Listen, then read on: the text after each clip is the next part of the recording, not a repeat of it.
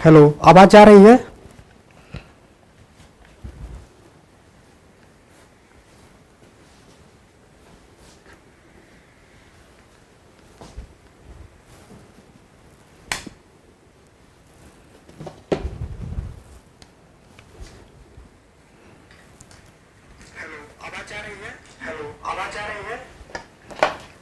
Okay, sorry आज late हो गया। Good evening all of you. Chanchal, Khushboo, where is पे।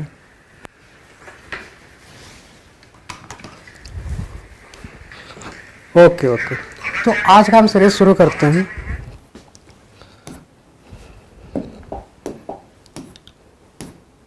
तो पहला क्वेश्चन है आपके सामने स्क्रीन पे, इसका आंसर दीजिए आप लोग। Okay, question number 1, which of the following was the first satyagraha of Mahatma Gandhi. Mahatma Gandhi ji का फर्स्ट सत्याग्रह कौन सा है? आपके ऑप्शन है अहमदाबाद सत्याग्रह, बरदौली सत्याग्रह, चंपारण सत्याग्रह एंड खेड़ा सत्याग्रह। जी आंसर दो आप लोग, कौन सा इसका करेक्ट आंसर होगा? ओके, तो मैं आपको बता दूं महात्मा गांधी जी के बारे में, आप लोग कमेंट करिए। चंपारण, खुशबू ने चंपारण बोला है, और बाकी लोग जो है सभी लोग आंसर दीजिए आप लोग। ओके, बिल्कुल सही आंसर है आपका, और सही है इसका ये चंपारण सत्याग्रह। गांधी जी साउथ अफ्रीका गए होते हैं, और साउथ अफ्रीका से आते हैं 1915 में ये इंडिया आते हैं साउथ अफ्रीका से। जब बिल्कुल सही अंजलि अनीता, आपका आंसर बिल्कुल सही है। 1917 में ये चंपारण का सत्याग्रह हुआ था। मैं कुछ और चीज़ें बता दूं, जैसा कि मैंने इस सीरीज का नाम रखा है केबीसी। केबीसी का फुल फॉर्म है नॉलेज बूस्टर सीरीज क्लास। तो हम शुरू करते हैं महात्मा गांधी जी के बारे में। महात्मा गांधी जी 1915 में साउथ अफ्रीका से इंडिया आते हैं। जब महात्मा गांधी साउथ अफ्रीका से इंडिया आते हैं तो इस दिवस को प्रवासी भारतीय दिवस के रूप में मनाया जाता है, और ये हर साल मनाया जाता है। और ये क्वेश्चन पूछता भी है प्रवासी भारतीय दिवस कब मनाते हैं, तो 9 जनवरी को मनाते हैं, हर साल मनाते हैं इसे। ओके, जब गांधी जी इंडिया आते हैं तो इंडिया आते ही, चूंकि केक पसंद था तो ये आते ही केक खा लेते हैं। केक क्यों खाते हैं? क्योंकि ये इनके मूवमेंट है। तो सबसे पहले सी मतलब चंपारण सत्याग्रह करते हैं, फिर अहमदाबाद का मिल स्ट्राइक होता है, और फिर उसके बाद होता है खेड़ा सत्याग्रह। इन तीनों सत्याग्रह के बारे में हल्का सा बता दूं। चंपारण एक बिहार में एक गांव है, वहां पे जो किसान होते हैं उनसे इंडिगो की खेती कराई जाती है, वो भी जबरदस्ती। तो वहां एक राजकुमार नाम के इंसान थे, वो गांधी जी को इनवाइट करते हैं कि आप मेरे यहाँ आइए, मेरे यहाँ ये प्रॉब्लम्स है। तो गांधी जी वहाँ जाते हैं, और वहाँ पे गांधी जी को सफलता मिलती है। तो इस तरीके से चंपारण सत्याग्रह होता है। चंपारण सत्याग्रह में एक टर्म है जो बहुत इंपॉर्टेंट है, जिसे कहते हैं 3 कठिया सिस्टम। 3 कठिया सिस्टम मतलब यहाँ पे 3/20 मतलब किसानों से इंडिगो की खेती कराई जाती थी उतने लैंड पे। फिर अहमदाबाद मिल स्ट्राइक में क्या होता है, जो वर्कर्स होते हैं उन्हें बोनस नहीं दिया जा रहा था, मतलब बोनस को लेके यहाँ पे मूवमेंट हुआ। फिर खेड़ा सत्याग्रह क्या है, ये गुजरात में एक छोटा सा गांव है, और वहां पर ये सत्याग्रह होता है। वहां पे क्या था, सूखा आया हुआ था, और उनसे जबरदस्ती टैक्स मांगा जा रहा था किसानों से। तो अच्छी बात यह थी कि गांधी जी को हर जगह सफलता मिलती जा रही थी। इसके बाद होता है असहयोग आंदोलन। असहयोग आंदोलन होता है 1920 में। फिर असहयोग आंदोलन के बाद होता है सविनय अवज्ञा आंदोलन होता है 1930 में, और सबसे लास्ट का मूवमेंट होता है भारत छोड़ो आंदोलन, क्विट इंडिया मूवमेंट 1942 में। आपको एक क्वेश्चन और पूछ लेता है जो काफी फेमस क्वेश्चन है, गांधी जी ने असहयोग आंदोलन को वापस क्यों लिया? गांधी जी ने बोला था कि अगर हम इस मूवमेंट पे अच्छे से काम किए, सभी लोग सत्य और अहिंसा को फॉलो किए, तो हमें 1 से 2 साल के अंदर आज़ादी मिल जाएगी। पर ऐसा नहीं हुआ। गांधी जी ने इस मूवमेंट को वापस ले लिया, और 1922 में इन्होंने इस मूवमेंट को वापस ले लिया था। क्यों वापस लिया था आप लोग कमेंट में बताएं। गांधी जी ने इस मूवमेंट को क्यों वापस लिया, आप कमेंट में बताएं। तो हमने इतना सारा फैक्ट देखा गांधी जी के बारे में। वो चौरी चौरा कांड हुआ था। चौरी चौरा गोरखपुर में जगह है और वहां पर ये हुआ था, पुलिस थाना था, तो उन्हें कमरे में बंद करके बाहर से आग लगा देते हैं। फिर अहमदाबाद मिल स्ट्राइक आपने देखा। बरदौली सत्याग्रह किससे रिलेटेड है? तो ये सरदार वल्लभ भाई पटेल, सरदार वल्लभ भाई पटेल जी से रिलेटेड है, क्योंकि इस सत्याग्रह को लीड इन्होंने ही किया था। इसमें क्या होता है, यहीं पे इनको सरदार की उपाधि मिलती है, जो वहां की औरतें होती हैं सरदार की उपाधि देते हैं। अब हम अगला क्वेश्चन पे आते हैं और हमारा दूसरा क्वेश्चन है, ये पॉलिटी का क्वेश्चन है। जैसा कि आप जानते हैं मैं हर सब्जेक्ट से एक एक क्वेश्चन को ले रहा हूं। दूसरा क्वेश्चन है, भारत के संविधान ने किस देश के संविधान से मौलिक कर्तव्यों को अपनाया है? आप लोग कमेंट में आंसर दें। अमेरिका, ब्रिटेन, रूस और फ्रांस। बताइए आप लोग कहां से लिया गया है? मूल कर्तव्य फंडामेंटल ड्यूटी को कहां से लिया गया है? किस देश के संविधान से लिया गया है? कमेंट करें आप लोग। तब तक मैं फंडामेंटल ड्यूटी के बारे में कुछ फैक्ट आपको बता दूं, आप लोग कमेंट में आंसर देते रहिए। फंडामेंटल ड्यूटी के बारे में कुछ जानिए आप लोग, क्योंकि ये बहुत इंपॉर्टेंट है। इससे एक दो क्वेश्चन आ जाते हैं। रसिया से खुशबू, आपका आंसर बिल्कुल सही है। मैंने आपको ट्रिक भी बताया था, fundamental duty and fundamental right, इसके लिए आप USSR याद रखो। यूएस से फंडामेंटल ड्यूटी, USSR से फंडामेंटल राइट, यूएस से फंडामेंटल ड्यूटी जो है USSR से लिया गया है। जे अनीता बिल्कुल सही आंसर। चंचल सही आंसर है आपका। एक क्वेश्चन मैं आपसे पूछूंगा, बहुत इंपॉर्टेंट है। USSR का विघटन कब हुआ? डिसइंटीग्रेशन कब हुआ? किस ईयर में USSR का विघटन हुआ? आप कमेंट में बताइए। फिर हम देखेंगे फंडामेंटल ड्यूटी के बारे में कुछ और फैक्ट हम देखेंगे। आखिर ये था, आप हमें ये बताइए, जब हमारा संविधान बन के तैयार हुआ था, जो मूल संविधान था, क्या उसमें फंडामेंटल ड्यूटी था? आप लोग कमेंट में बताएं उसमें था कि नहीं था। मैं कुछ और इसके बारे में बता दूं। फंडामेंटल ड्यूटी ये 1976 में ऐड हुआ था, और जब भी कुछ भी अगर हमारे संविधान में ऐड किया जाता है तो हमारे संविधान में संशोधन होता है, अमेंडमेंट होता है। तो ये 42 अमेंडमेंट हुआ था 1976 में, उससे ऐड किया गया था। इसके लिए एक कमेटी बनाई गई थी, उस कमेटी का नाम है स्वर्ण सिंह कमेटी। स्वर्ण सिंह कमेटी बनी थी, उसने रिकमेंड किया कि इसको ऐड करो। ठीक, इसके बाद हम देखेंगे फंडामेंटल ड्यूटी के लिए सिर्फ एक आर्टिकल है, एक लौता आर्टिकल है जो आपको रटा होना चाहिए, और वो है article 51A। Article 51A 51A जो है फंडामेंटल ड्यूटी के लिए एक आर्टिकल है।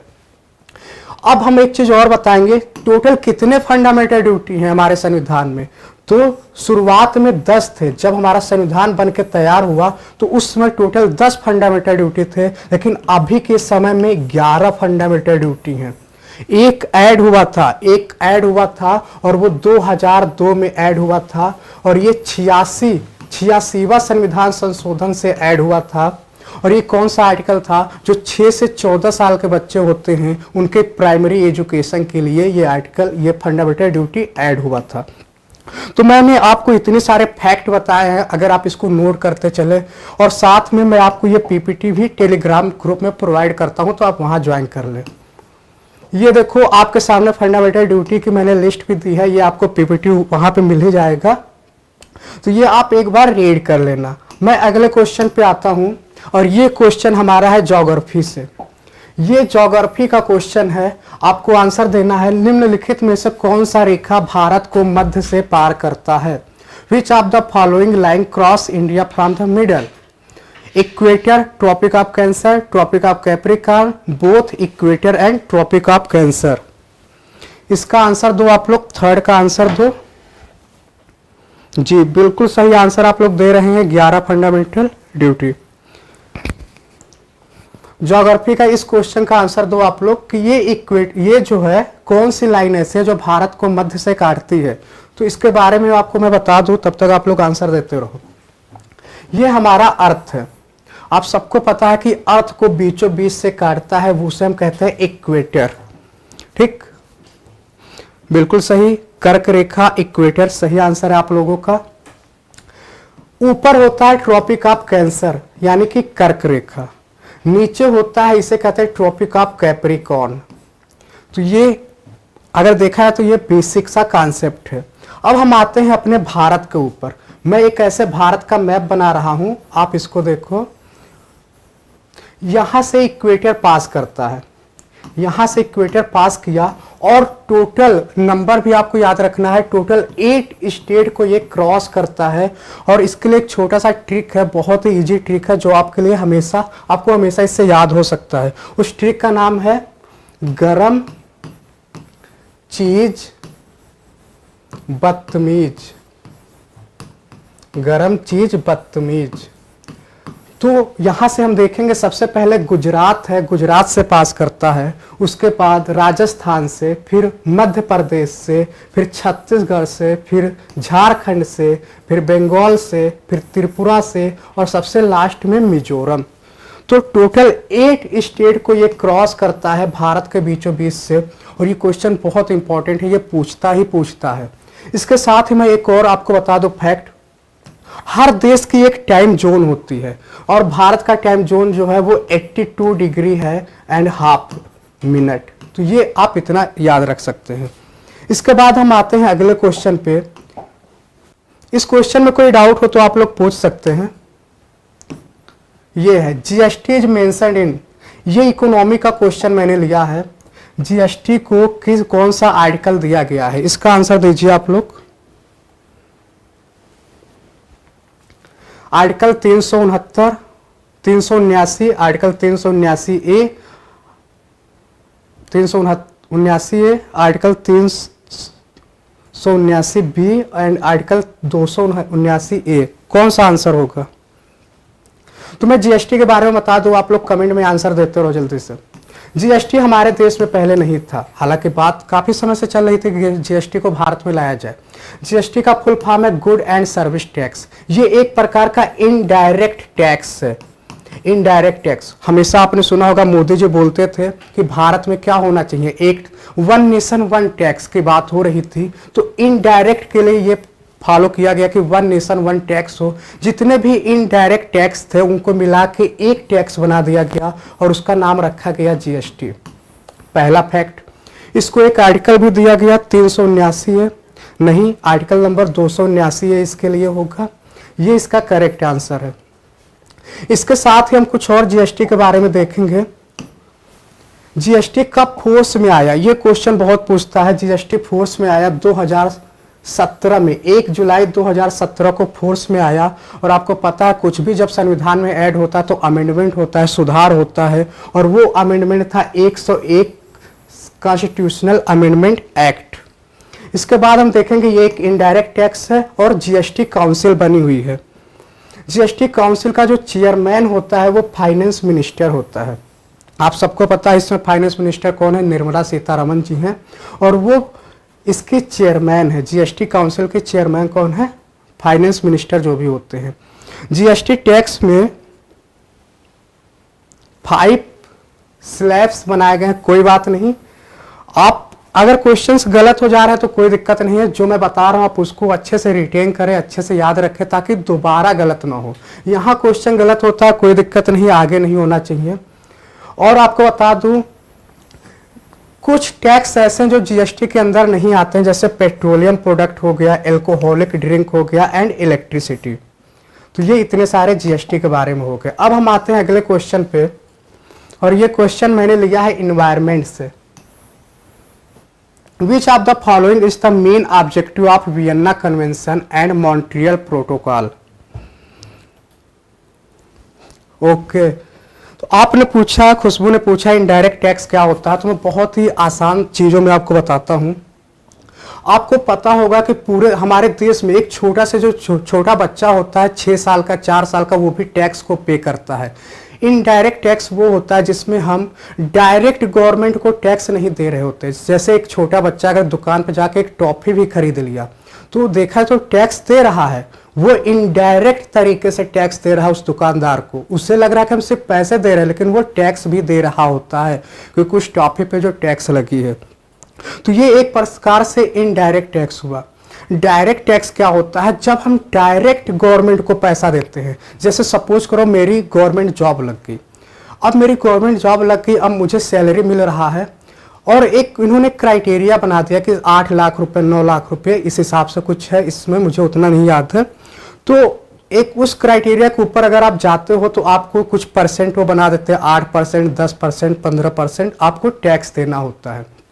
तो वो आपके सैलरी से कट हो जाता है, तो उसे कहते हैं डायरेक्ट टैक्स, जैसे इनकम टैक्स होता है। तो ये इनडायरेक्ट टैक्स, आई होप आपको समझ आ गया होगा इनडायरेक्ट टैक्स क्या होता है और डायरेक्ट टैक्स क्या होता है।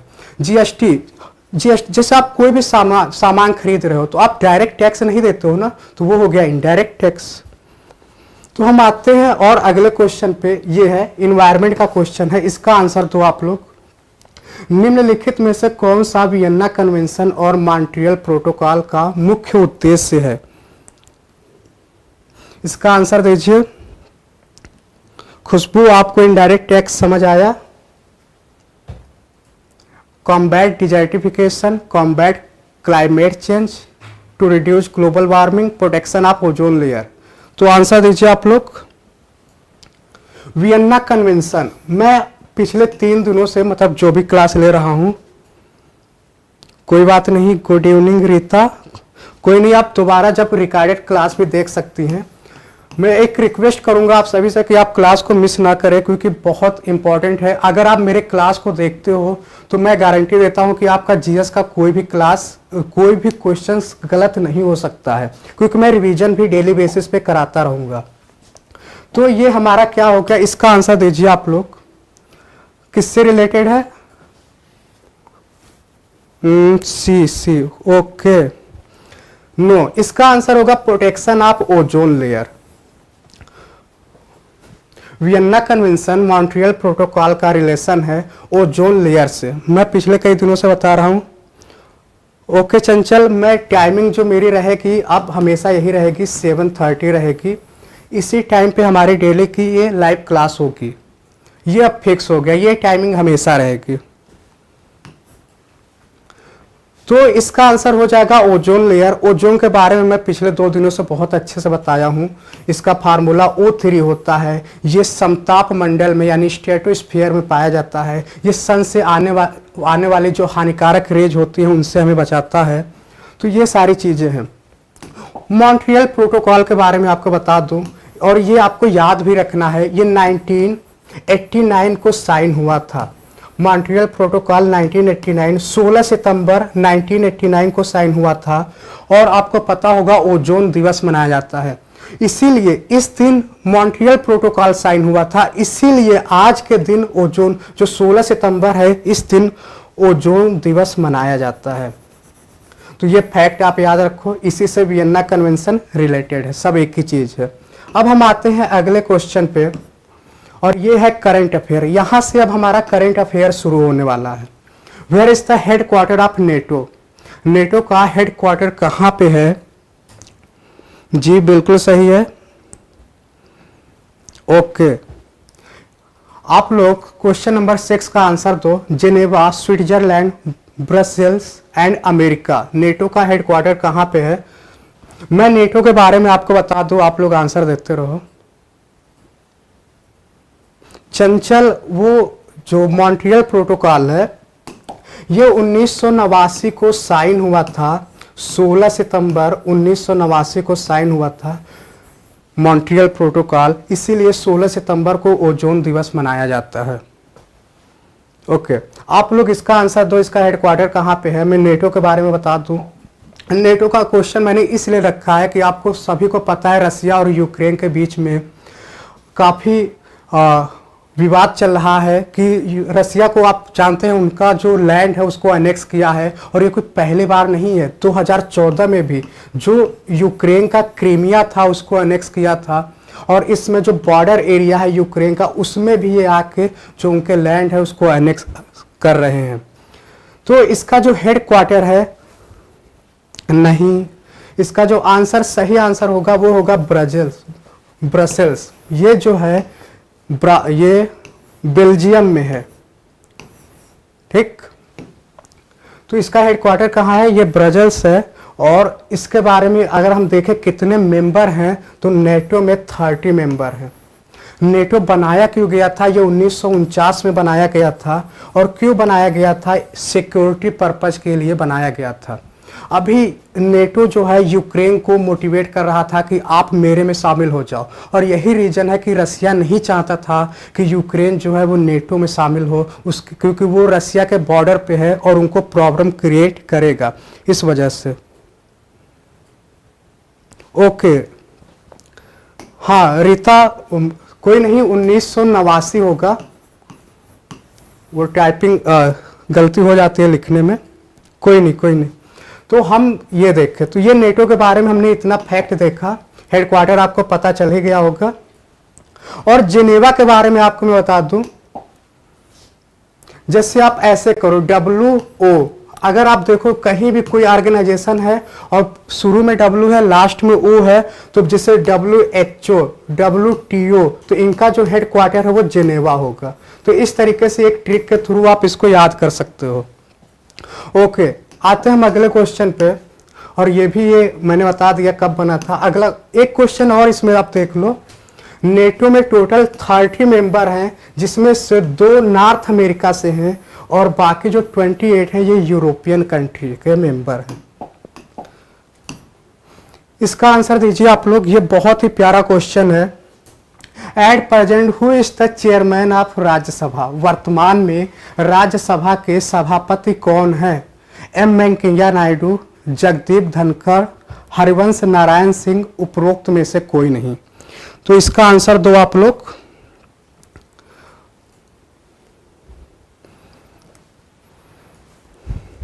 तो आप लोग आंसर देते रहो, मैं राज्यसभा के चेयरमैन के बारे में कुछ आपको बेसिक फैक्ट बता दूं। बेसिक फैक्ट ये है, जो राज्यसभा का चेयरमैन होता है वो होता कौन है? अगर देखा जाए तो हिरार्की में सबसे ऊपर प्रेसिडेंट होता है, फिर उसके नीचे आता है वाइस प्रेसिडेंट, और वाइस प्रेसिडेंट को ex officio chairman of Rajya Sabha कहते हैं। Ex officio chairman of Rajya Sabha का मतलब ये होता है कि जो कोई भी भारत का वाइस प्रेसिडेंट यानी उपराष्ट्रपति बनेगा वो अपने आप राज्यसभा का चेयरमैन बन जाएगा। और वो इस समय कौन है? कल वाले क्वेश्चन में मैंने आपको बताया था इसमें कौन है उपराष्ट्रपति, वो है जगदीप धनखड़। जी बिल्कुल सही आंसर है। खुशबू चंचल, सही आंसर है आपका, वाइस प्रेसिडेंट। ओके, जो भी वाइस प्रेसिडेंट होगा अपने आप चेयरमैन बन जाता है। और आपको मैं बता दूं, जो राज्यसभा में होता है उसे चेयरमैन कहते हैं, जो लोकसभा में होता है उसे स्पीकर कहते हैं। तो इसमें आपको कंफ्यूज नहीं होना है। और वाइस प्रेसिडेंट को आप समझ ही चुके हैं कौन है।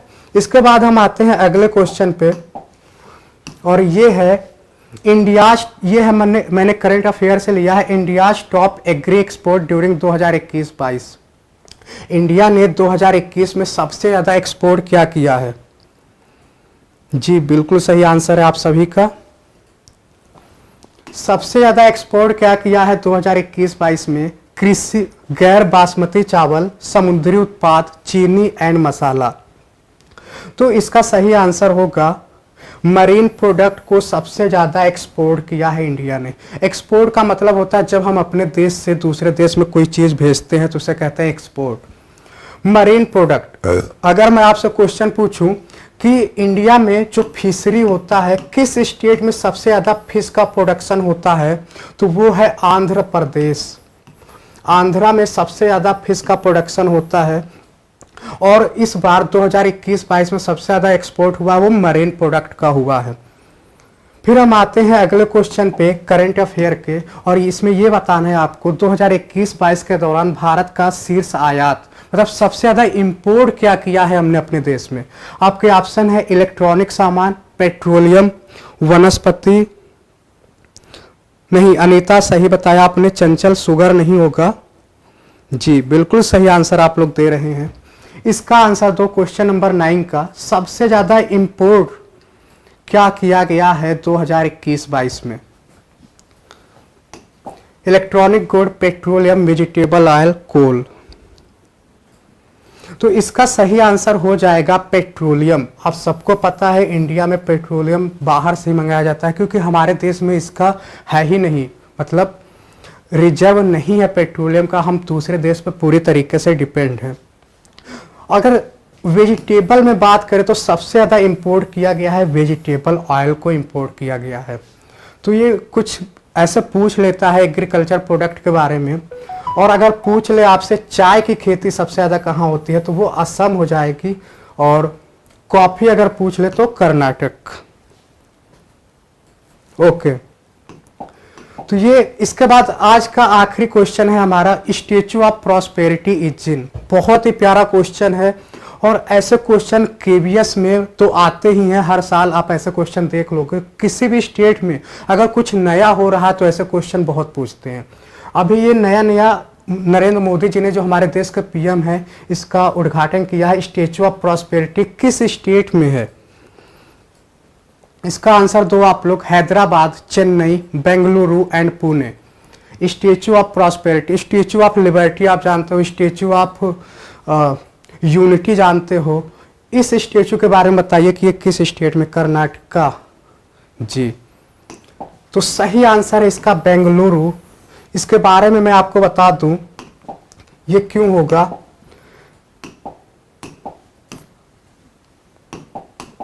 स्टेचू ऑफ प्रॉस्पेरिटी किस स्टेट में है? यह बेंगलुरु में है। ये आप पिक्चर देख रहे होंगे स्टेचू ऑफ लिबर्टी एक और प्रॉस्पेरिटी के बारे में। और ये किसके नाम पे रखा गया? ये है कौन? तो ये इनका नाम है काम्पे गौड़ा, इनका नाम है। और इन्होंने जो स्टेट है इसको इस्टेब्लिश किया था, इसको बनाया था, तो इसीलिए ये प्रॉस्पेरिटी, स्टेचू ऑफ प्रॉस्पेरिटी बनाया गया है।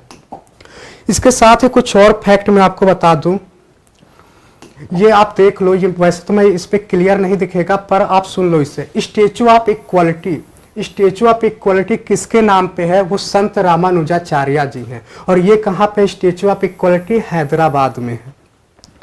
अगला जो है statue of unity. Statue of unity के बारे में आप जान लो। ये सरदार वल्लभ भाई पटेल जी का यूनिटी स्टेचू बनाया गया है, और इसे कहा जाता है statue of unity. Sardar Vallabh भाई पटेल जी के नाम पे स्टेचू ऑफ यूनिटी क्यों बनाया गया है, इसके पीछे मैं बता दूं आपको। एक छोटा सा स्टोरी सुनाऊंगा आपको मैं।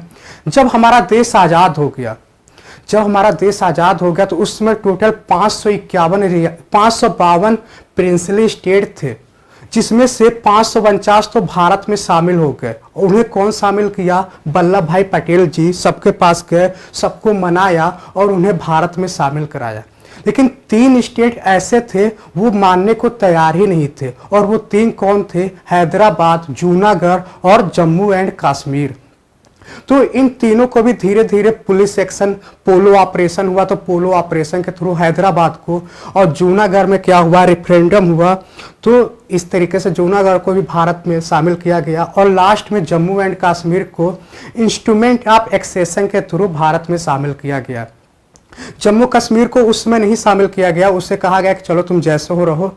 लेकिन कुछ समय बाद ये होता है कि पाकिस्तान जो है पीछे से उन पे आके हमला करता है। फिर वहाँ के उसमें जो राजा थे हरि सिंह थे, वो भागते हुए इंडिया के पीएम के पास आते हैं, नेहरू जी के पास, और नेहरू जी से बोलते हैं कि कुछ मेरी मदद करो।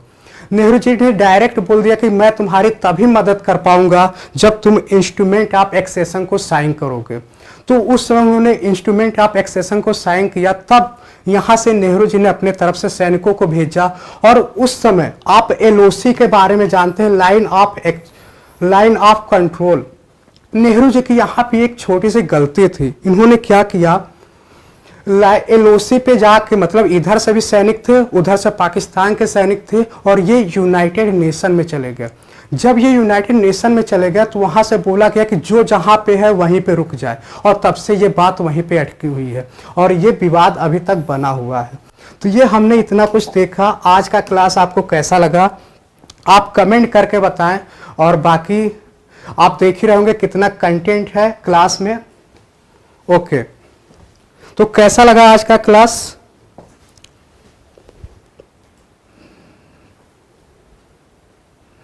और अब जो क्लास की टाइमिंग होगी वो 7:30 पे रहेगी डेली बेसिस पे। तो आप इस समय रेडी रहें, आप लेट ना करें, और कोई भी डाउट हो तो आप पूछते रहिए। ओके।